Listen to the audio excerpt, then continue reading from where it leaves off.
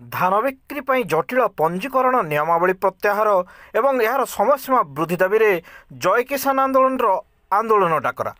ଆସନ୍ତା 12 ଅଗଷ୍ଟ 2025 ମଙ୍ଗଳବାର ଦିନ ବରଗଡ଼ ଜିଲ୍ଲାପାଳ କାର୍ଯ୍ୟାଳୟଠାରେ କୃଷକ ବିକ୍ଷୋଭ ପ୍ରଦର୍ଶନ ସହ ମୁଖ୍ୟମନ୍ତ୍ରୀଙ୍କ ଉଦ୍ଦେଶ୍ୟରେ ଦାବିପତ୍ର ପ୍ରଦାନ ପାଇଁ ସ୍ଥିର। ଆଜି ବରଗଡ଼ସ୍ଥିତ ସମତା ଭବନଠାରେ ଜୟ କିଷାନ ଆନ୍ଦୋଳନର ସକ୍ରିୟ କର୍ମକର୍ତ୍ତାମାନଙ୍କ ଏକ ଗୁରୁତ୍ୱପୂର୍ଣ୍ଣ ବୈଠକ ଏହାର ସଭାପତି ସୁଶୀଲ କୁମାର ସାହୁଙ୍କ ସଭାପତିତ୍ୱରେ ଅନୁଷ୍ଠିତ ହୋଇଥିଲା। ଚଳିତ ଖରିଫ ଋତୁରେ ସରକାରଙ୍କ ନୂତନ ପଞ୍ଜୀକରଣ ନିର୍ଦ୍ଦେଶାବଳୀ ବ୍ୟବସ୍ଥାରେ ଚାଷୀ ହନ୍ତସନ୍ତ ହେଉଛନ୍ତି ଏବଂ ଠିକ୍ ଚାଷବାସ ସମୟରେ ଏକ ନିର୍ଦ୍ଧାରିତ ସମୟସୀମା ମଧ୍ୟରେ ପଞ୍ଜୀକରଣ କରିବା ପାଇଁ ଆଦୌ ସମ୍ଭବ ନୁହେଁ। ଏହି ବ୍ୟବସ୍ଥାରେ ଅର୍ଦ୍ଧାଧିକ ଚାଷୀ ଧାନ ପଞ୍ଜୀକରଣ କରିବାରୁ ବଞ୍ଚିତ ହେବେ ଏବଂ ଏହି ବ୍ୟବସ୍ଥାର ସରଳୀକରଣ ନାଁରେ ସରପଞ୍ଚ, ପଞ୍ଚାୟତର କାର୍ଯ୍ୟନିର୍ବାହୀ ଅଧିକାରୀ ଏବଂ ଅଙ୍ଗନବାଡ଼ି କର୍ମୀଙ୍କୁ ଏହାର ଦାୟିତ୍ୱ ଦିଆଯିବା ସରକାରଙ୍କ ଏକ ଖାମଖିଆଲି ମନୋଭାବ ବୋଲି ଜୟ କିଷାନ ଆନ୍ଦୋଳନ ତରଫରୁ କୁହାଯାଇଛି।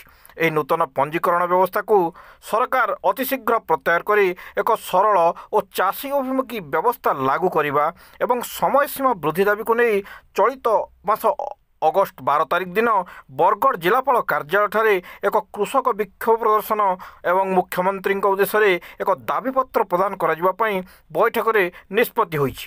ଜମିସତ୍ତ୍ୱ ପରିବର୍ତ୍ତନ ନ କରିବା ଯାଏ ଏପରି ଜଟିଳ ଏବଂ କେନ୍ଦ୍ରୀକରଣ ପଞ୍ଜୀକରଣ ବ୍ୟବସ୍ଥା ଲାଗୁ କରି ଚାଷୀମାନଙ୍କୁ ନକଲି ଚାଷୀ କରି ବିଦ୍ରୁପ କରୁଛନ୍ତି ସରକାର ବୋଲି ବୈଠକରେ ଉଦ୍ବେଗ ପ୍ରକାଶ ପାଇଥିଲା। ଏଣୁ ଏହି ବୈଠକରେ ବ୍ୟବସ୍ଥାରେ ବିରୋଧରେ ଚାଷୀମାନେ ଏକଜୁଟ ହୋଇ ଲଢ଼େଇ ପାଇଁ ସଜାଗ ହେବା ପାଇଁ ଆହ୍ୱାନ ଦିଆଯାଇଥିଲା। ବୈଠକରେ ପଶ୍ଚିମ ଓଡ଼ିଶା କୃଷକ ସଂଗଠନ ସମନ୍ୱୟ ସମିତିର ଆବାହକ ଲିଙ୍ଗରାଜ, ବରିଷ୍ଠ ଚାଷୀ ନେତା ଶିବପ୍ରସାଦ ପ୍ରଧାନ, ସାଧାରଣ ସମ୍ପାଦକ ହର ବଣିଆ, ଭେଡ଼େନ ବ୍ଲକ ସଭାପତି ମହେଶ୍ୱର ପ୍ରଧାନ, ପାଇକମାଲ ବ୍ଲକ ସଭାପତି ବିଶ୍ୱନାଥ ରଣା, ଅତାବିରା ବ୍ଲକ ସଭାପତି ଭଞ୍ଜନ ବାରିକ, ପଦ୍ମପୁରରୁ ଗୋପବନ୍ଧୁ ଶିକା, ଚନ୍ଦ୍ରହାସ୍ୟ ଜାଲ, ବରପାଲି ବ୍ଲକରୁ ଚଞ୍ଚଳ ପ୍ରଧାନ, ଗତିକୃଷ୍ଣ ପ୍ରଧାନ, ଭଟଲି ବ୍ଲକରୁ ଅକ୍ଷୟ ପ୍ରଧାନ, ସୋହେଲା ବ୍ଲକରୁ ତପବନ୍ତ ନାୟକ, ଅଶ୍ୱିନୀ ପ୍ରଧାନ, ବରଗଡ଼ ବ୍ଲକରୁ ଅରୁଣ କୁମାର ସାହୁ, କୁନା ବେହେରା, ଅରୁଣ ପ୍ରଧାନ ଏବଂ କିଶୋର ସାହୁ ପ୍ରମୁଖ ଏହି ବୈଠକରେ ଯୋଗ ଦେଇଥିଲେ।